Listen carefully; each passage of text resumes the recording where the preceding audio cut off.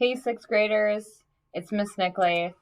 First of all, thank you so much for your dedication on Friday and being engaged with the activity that we were doing when writing a claim. I'm going to go over a quick review and then show you what you're doing today. I will try to keep it short. When you are done with watching this video and you've completed the Google form, then you independently read for today and you're done. Again, I appreciate all your hard work you've done throughout distance learning, and it does not go unnoticed. So this is all a repeat of things we went through. But what I'm going to go over now, again, is this would be a mastery level persuasive claim.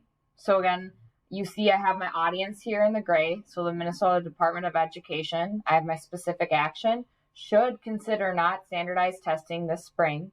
And then I have a broad statement attached to it due to the many unknown circumstances students are in, okay? Being at proficient in 3 is perfectly fine. If you are there, that does show you know how to write a claim, an effective claim. But I just wanted to show you what mastery level looks like, okay? Some things I wanted to go over that I saw when students wrote their claims last Friday was 1, keep the I thinks and I believes out of your claim. 2, make sure the audience is clear. Who are you targeting? Intertwine or address them within the sentence or the persuasive claim itself.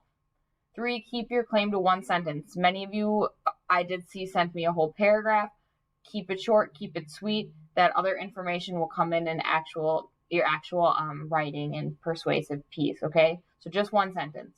4, do not include a specific reason within your claim. I think many students tried to write a broad statement within their claim, but I saw a lot of very specific and detailed reasons. Those will come up in your actual writing. And then 5, lastly, punctuation. Include it, capitalize your I's, and have periods. Make it look pretty. Take your time. I did see a lot of students that just rushed through this. So now that we've done the claim, part 2 would be supportive reasons. The next step to writing an effective persuasive piece is to include plenty of supportive reasons. So here's my example.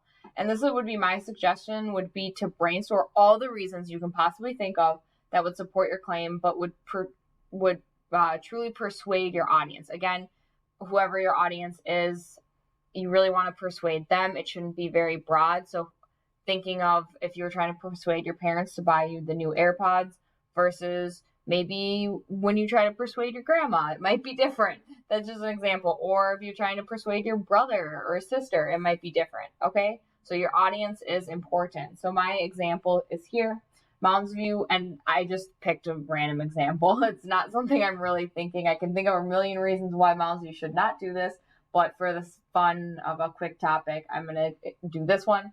Mounds View School District should consider allowing teachers to bring their pets into school. I have 5 reasons here. It creates a positive environment. Students will be excited to come to class each day. Teachers will work later if they don't need to run home to let out their pet.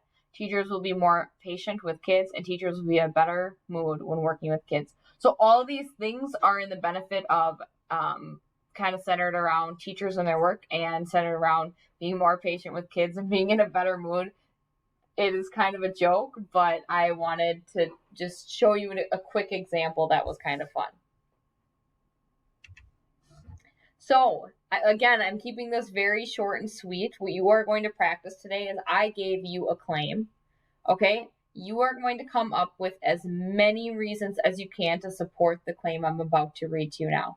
Minnesota Department of Education, it should say should continue, sorry, it should have should in there, should continue to allow students to have 3 months off for summer vacation due to many benefits it offers students and their families. So your job now is to support that claim with as many benefits as you can and reasons that that claim is true, okay?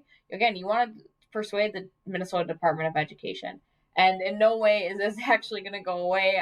I just tried to think of something fun that you could all relate to try and persuade them.